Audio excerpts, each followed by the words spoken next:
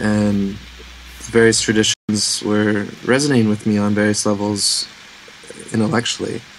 And I was looking for ways in which each would allow me to connect with God or truth or, our deeper selves on a relational level, on a very, a presence level. And eventually I stopped wanting to read and discover all the intellectual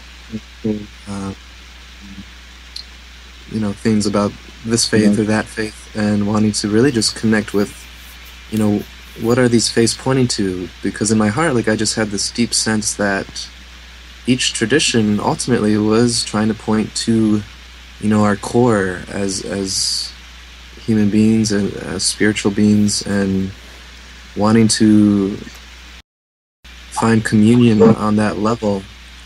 And so I would say a lot of tonight's discussion is really encouraging for me personally, to hear that there's folks out there, regardless of the background, who are desiring that same sense of communion. And I feel like we can chat about it all night, but I think it's a greater thing to be able to, while we chat here, to also experience it. And I feel like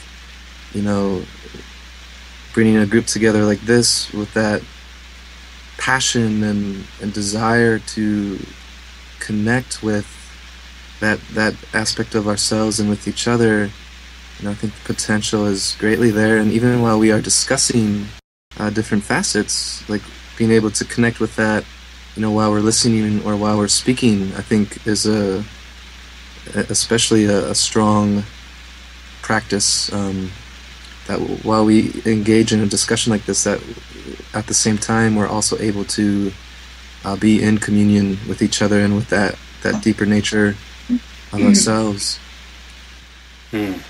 So well said. Reverend Kathy, perhaps you could share the story about one of Ernest Holmes' final thoughts before he made his transition, about all of the writings he had done. I think you know where I'm going with that. You're talking about the law and the love? Yeah. Science of Mind began with this focus on the creative power of thought, which we call the law of mind. So it was about how we think and then bring things into being. And toward the end of his life, Holmes said that if he had to do it again, he would focus more on love rather than the law. He would focus more on our self-givingness to each other. Just to say it simply. And I think that's also a very beautiful thing. Thanks for bringing that up, Isaac. And I'd like to start with Reverend Kathy, but then maybe go around a little bit with the same question. Reverend Kathy, where do you find yourself, not intellectually, but in a visceral way, where do you find yourself most connected to the divine?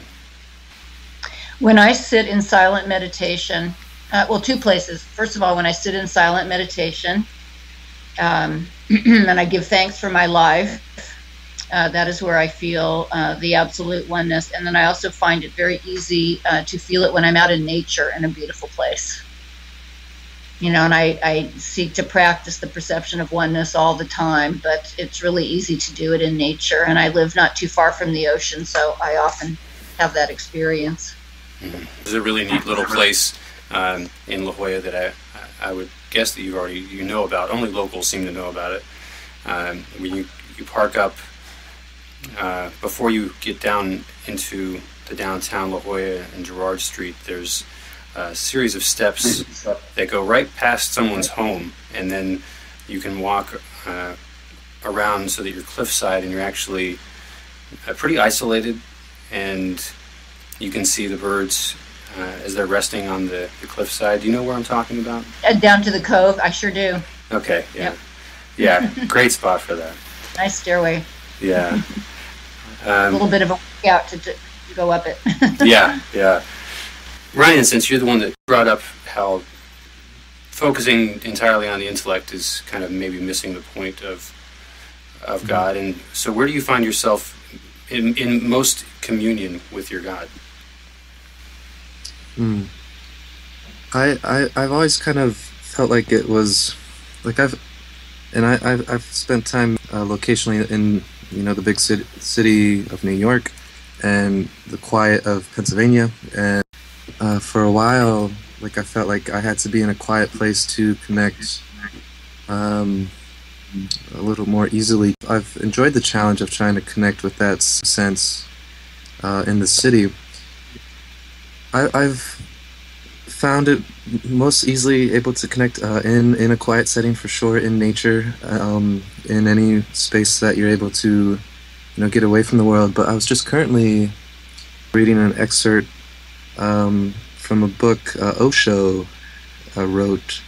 I don't know much of his work, but I found it interesting. He was writing about the shared space of the world, our attention being directed outwards towards the world, our experiences, our perceptions, and then also our attention can be directed inwards towards ourselves. And he was pointing out that many of us live on either one of those levels. Either we're completely immersed in the world outside of ourselves, and just all our attention and focus is completely locked in on that. And then there's others who will, retreat to a cave and direct all their attention inward and spend their lives on that level. And so there was a real encouragement to really kind of embrace both aspects and find the sense of communion between the inner and the outer, and to really live in that space as much as possible.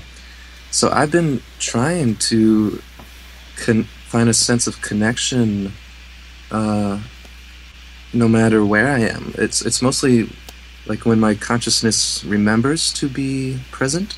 Like there's moments when I'm not even mindful about being present and aware and in the moment, and I'm completely wrapped up in my thoughts or the experience of whatever that moment is. And then there's other moments when I'll remember, and it'll come back. It's like, oh yes, like there's this awareness and the ability to be a witness to this moment. So I think it's something that I'm either mindfully being present with God, or a sense of that divine eternal moment anywhere, or any kind of experience. And then other times I'll just forget, and I have to kind of eventually just wait for that next moment where the thought comes to remember to be present. So I've been trying not to be confining that to a particular experience, but any moment really, like, is the goal and the hope, and to be able to connect, whether you are alone or in a group or in the busy city or in the woods.